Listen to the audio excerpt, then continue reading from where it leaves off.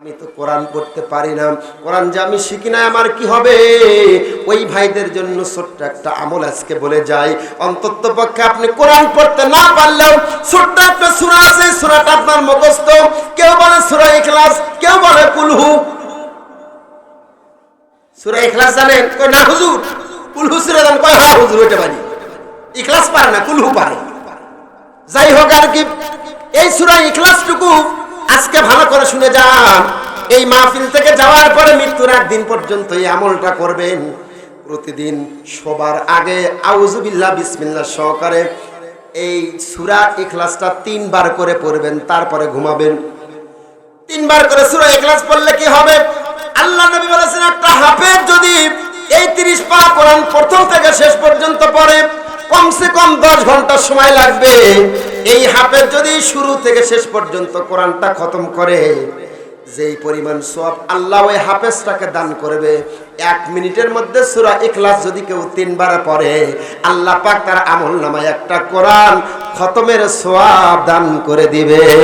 সুবহানাল্লাহ। এবার বলেন তো আপনার সূরা ইখলাস তো এবার 3 বার করে পড়া যাবে কিনা? সময় কয় মিনিট লাগবে? বড়জন 1 মিনিট সময় লাগবে। এই জন্য আমার এই হাত, যে হাত দিয়ে আমি কোরআন ধরি, সেই হাতটা আপনাদের সকলেই পায়ে রেখে বললাম, খবরদার বাজান, জীবনটা সামান্য, জীবনটা ছোট, খবরদার খবরদার। আজকের এই মাহফিল থেকে অন্তত পক্ষে একটা আমল নিয়ে যান।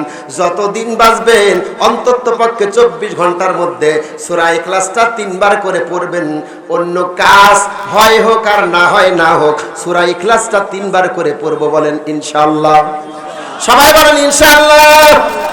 ও ভাইজান ভালো করে শুনেন, এই সূরা ইখলাসের কথা কেন বললাম? আল্লাহর নবী, বিশ্ব নবী, নবী মুহাম্মদ রাসূলুল্লাহ একদল সাহাবীকে যুদ্ধের ময়দানে পাঠিয়ে দিলেন। পাঠানোর সময় নবীজি ওই দলের যিনি লিডার ছিলেন, নেতা ছিলেন, তাকে বললেন তুমি হলো এই দলের নেতা। এবার নেতা সাহেব দলের লোকজনদেরকে নিয়ে প্রতিদিন নামাজ পড়ে, কিন্তু কথা হলো ফজরের নামাজের সময় এই আল্লাহর বান্দা নেতা ইমাম সাহেব প্রতিদিন সূরা ইখলাস পড়ে। প্রতিদিন সূরা।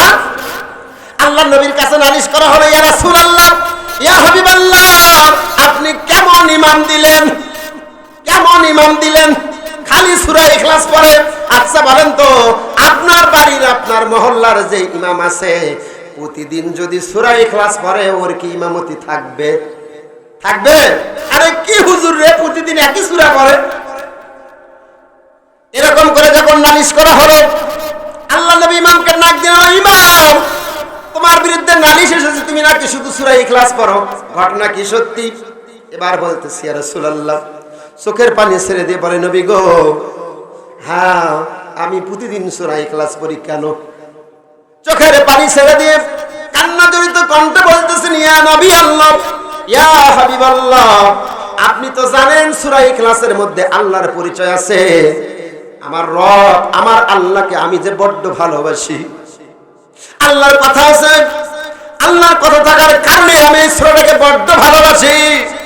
ও ভাইরা, দেরি হলো না, আল্লাহ পাক সঙ্গে সঙ্গে জিবরাইল আমিনকে পাঠিয়ে দেব, রে জিবরাইল আমিন, যা যা যা যা, দেরি করিস না, আমার নবীর মাধ্যমে ওই ব্যক্তি, ওই সাহাবীর সম্পর্কে বলে দাও, ওই সাহাবী যেহেতু সূরা ইখলাস পছন্দ করে, ভালোবাসে, আমি আল্লাহ তাকে ভালোবাসি। সুবহানাল্লাহ। তাহলে এই সূরাটাকে ভালোবাসার প্রয়োজন আছে। ও বন্ধু, কি দিয়ে বুঝাবো? আল্লাহ নবী বলেছেন, যখন তুমি আমি কবরে যাব, যা আল কোরআন ইনদারাসি, ওই কবরের মধ্যে এই 30 পারা কোরআন মানুষের মাথার কাছে আসবে। ওই কবরের মধ্যে এই 30 পারা কোরআন তোমার আমার মাথার কাছে আসবে। আচ্ছা বলেন তো, এই কোরআন তোমার কাছে আমার কাছে কবরের মধ্যে আসবে খেলা করার জন্য না তোমাকে আমাকে বাঁচানোর জন্য? এই কোরআনের জবান খুলে যাবে, এই কোরআনের জবানটা খুলে যাবে, এই কোরআন আল্লাহর সঙ্গে কথা বলবে। আল্লাহ, আমি কোরআন সাক্ষী দিচ্ছি, আল্লাহ আমি কোরআন সাক্ষী দিচ্ছি, আল্লাহ